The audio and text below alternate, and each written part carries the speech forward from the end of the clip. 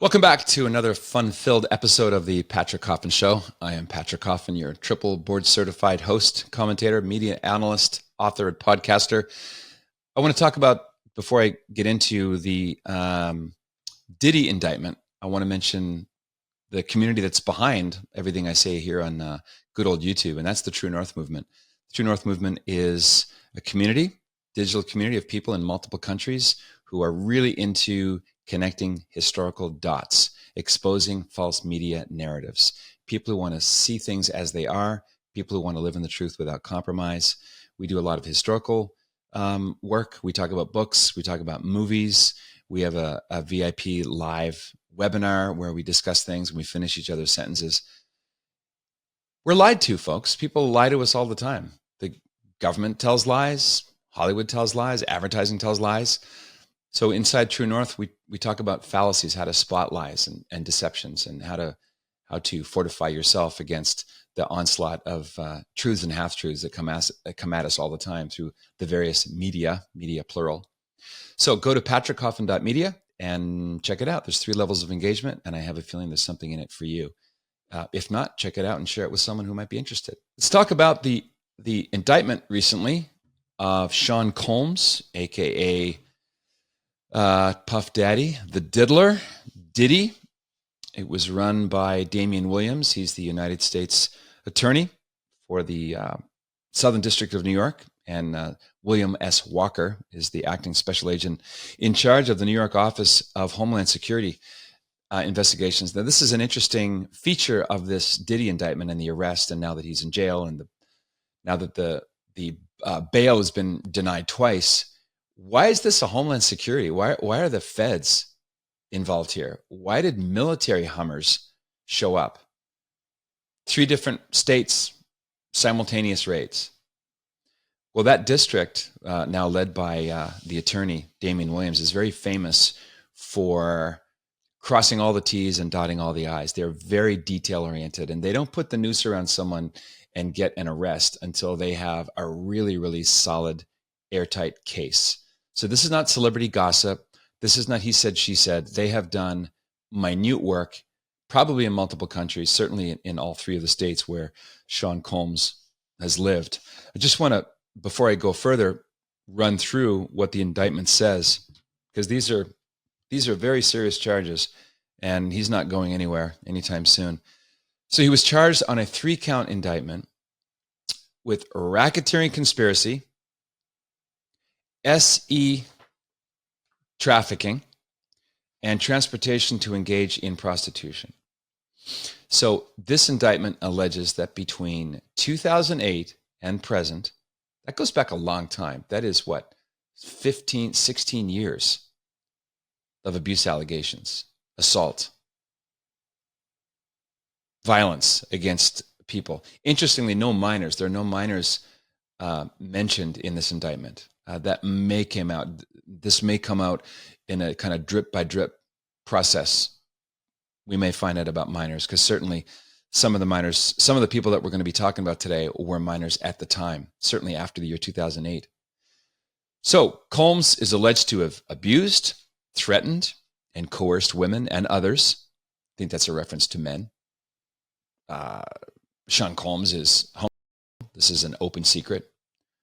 I'm not sure what the category bisexual means, but certainly there have been people walking in and discovering and just knowing, because they're part of the inner circle, folks like Jaguar Wright, that we'll also get to, former backup singer and collaborator with Jay-Z. The indictment goes on to say he led a racketeering conspiracy that engaged in that trafficking, forced labor, kidnapping, arson, bribery, and obstruction of justice, among other crimes. That among other crimes is a big train-sized loophole, I think, or clause that I think they're going to fill with all kinds of other charges going on. This is a window not onto one little genre of music. This is a window onto the super rich. Remember that Robin Leach? I'm Robin Leach. I'm yelling and I don't know why. Welcome to the Lifestyles of the Rich and Famous. The lifestyle, the mores or lack thereof of the super rich have no limits. They have no filter. So it's easy for us to tut-tut and judge and say those, evil, super wealthy bastards, they're getting their comeuppance.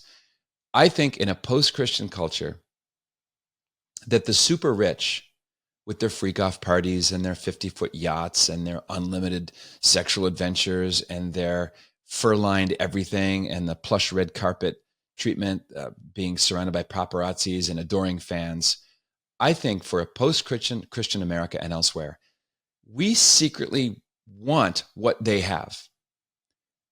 And what they have because of money. So I think there's a groundswell of envy at the super rich.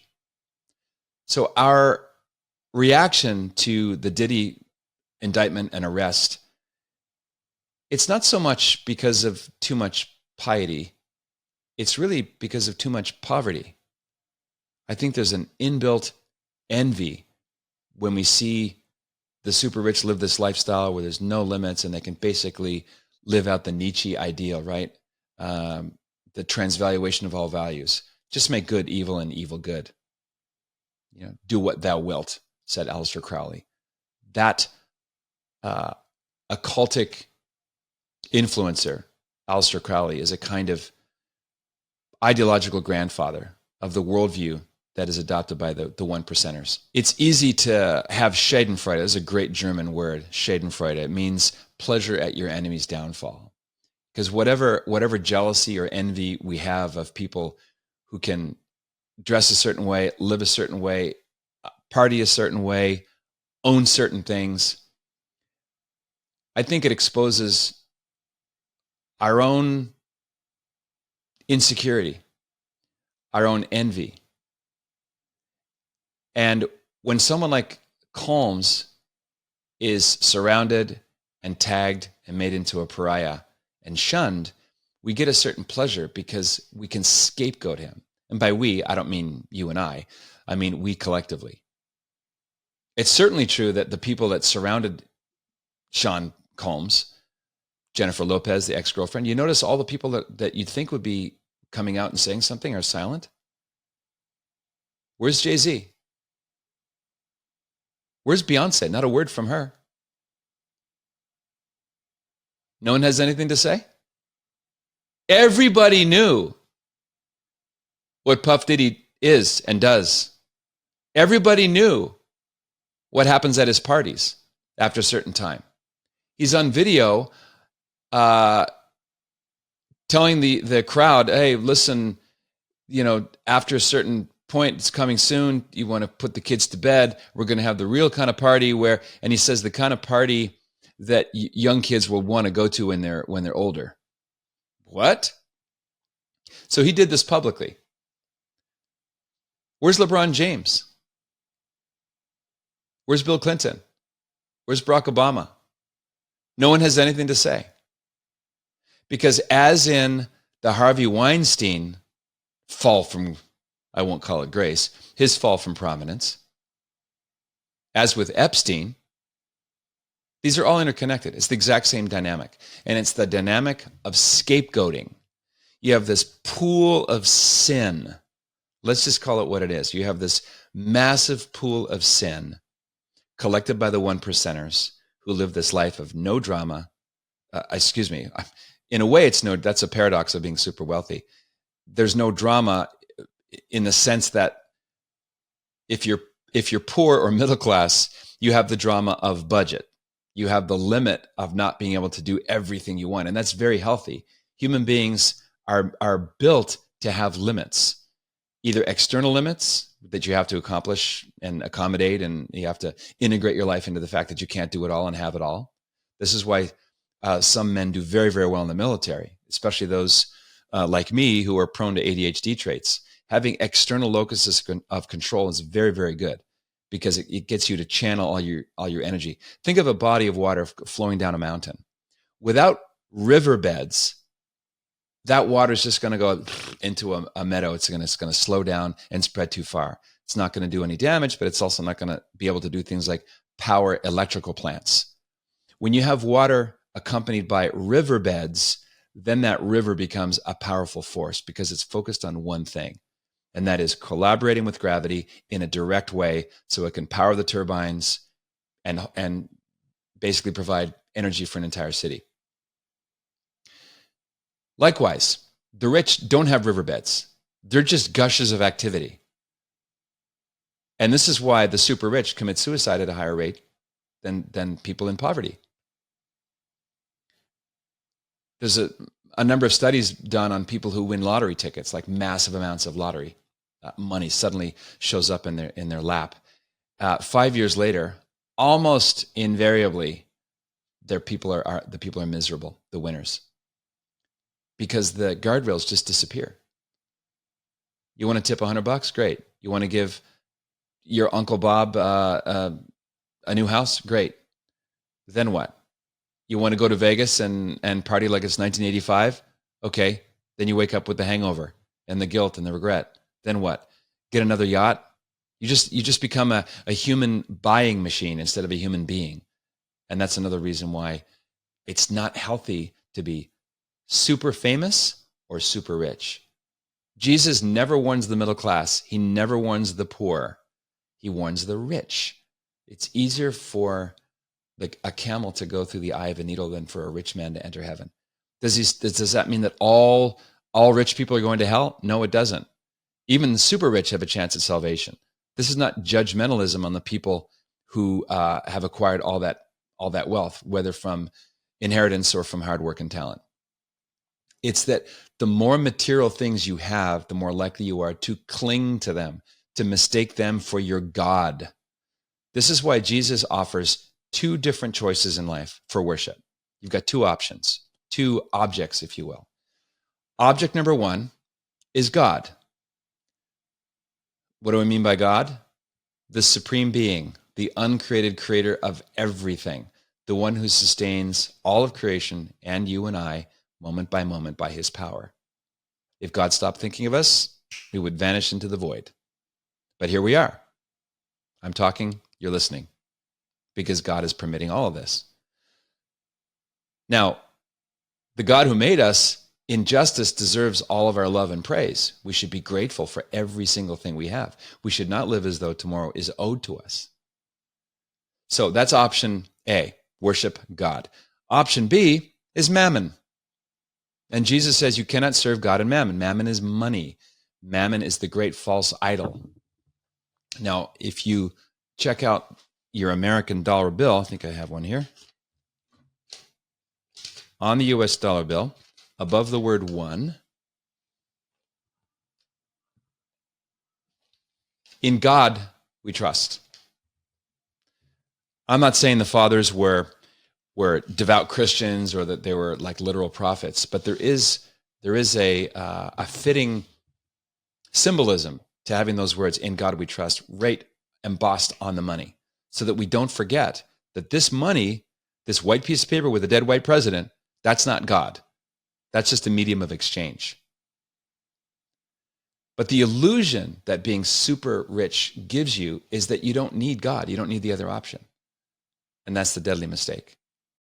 A lot of the content of my commentaries and interview guests and all the things I do on YouTube have to be heavily censored by me. To get the full iteration, unfiltered, uncensored, go to the True North Movement. That's patrickcoffin.media. You'll find an extra episode. You'll find all the activities around the water cooler, our main community chat. We do books, we do movies, we do culture, faith, and reason. So get the entire conversation, uncensored from YouTube. Go to patrickcoffin.media. And now, back to the show.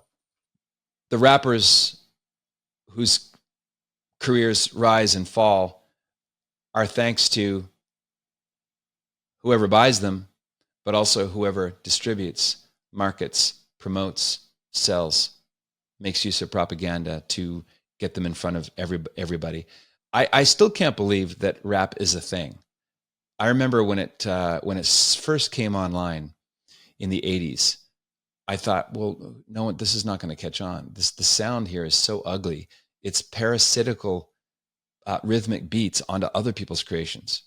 It's this anger. It's about fornicating and murdering and getting high.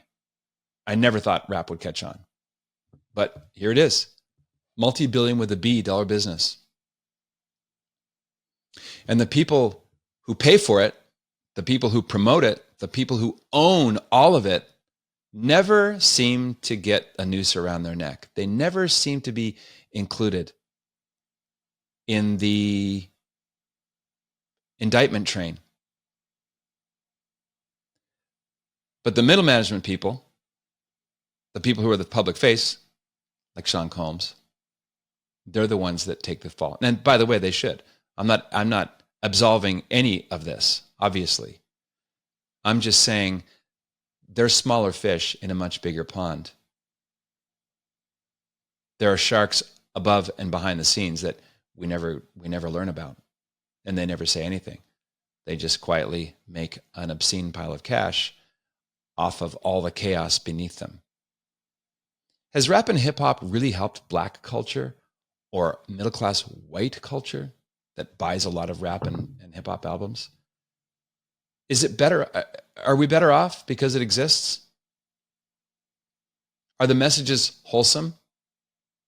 Is the music beautiful? Is it even music?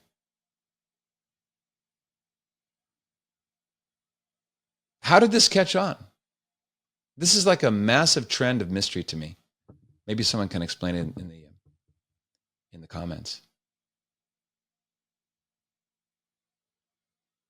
But it's all through our culture. The rap and hip hop, thug life, glorification of criminality. And I think behind this is fatherlessness. Sean Combs' father was killed because he was a rat. And according to Gene Dean, his father's murderer was one of his casket bearers. All the people I mentioned, from